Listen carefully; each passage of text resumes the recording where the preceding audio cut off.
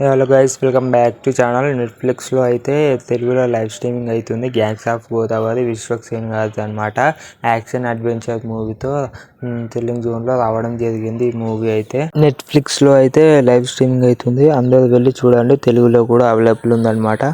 ఇక performance by actors విషయానికి వస్తే మొత్తం విశ్వక్సేన్ అండ్ అంజలి అండ్ నేహా శెట్టి, నజర్, గోపన్న రాజా, హైపరాతి వీళ్ళందరూ అయితే యాక్టింగ్ అయితే చాలా బాగా చేశారని చెప్పుకోవచ్చు.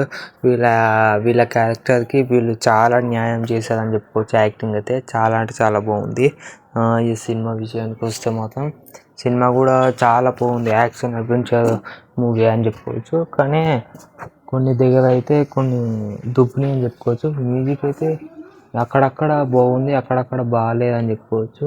ఇంకొక విషయం ఏంటంటే కొన్ని మ్యూజిక్ అయితే కాపీ కొట్టినట్టు అనిపిస్తుంది. కానీ ఒకటే బీజిఎంని అన్ని యాక్షన్లో అయితే వేయడం జరిగింది. నాకైతే అస్సలు నచ్చలేదు.